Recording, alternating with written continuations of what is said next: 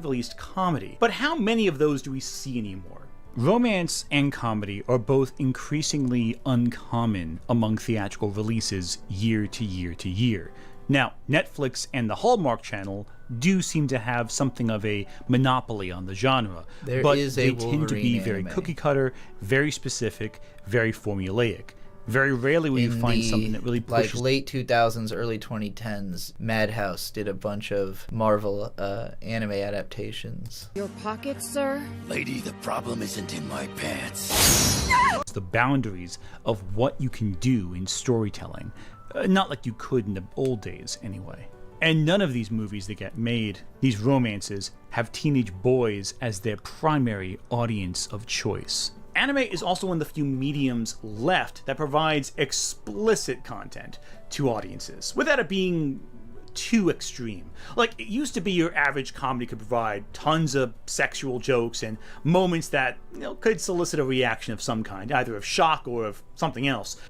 Nice beaver. Thank you. I just had it stuffed. Let me help you Marvel with that. anime video would be But dope. I have not movies seen any of them, and they don't really seem like my type of thing. Romance is flattened. There's barely any kissing or hand-holding.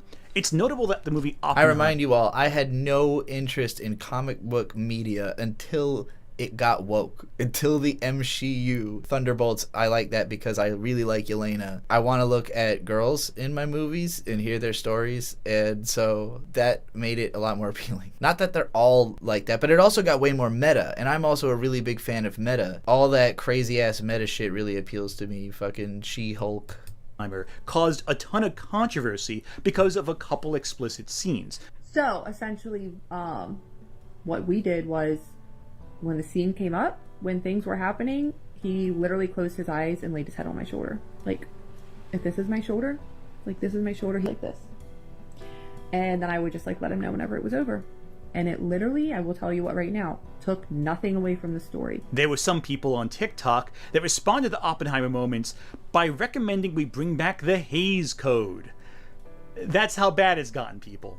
Meanwhile, anime is more explicit, and it's one of the few mediums available in the modern day that offers this consistent explicitness. One of the reasons why Ranma One Half or Golden Boy took off in the 90s was because of the explicit humor mixed with the heart of the series. Anime and manga cater to all different kinds, all different types, all different age levels, all different perspectives.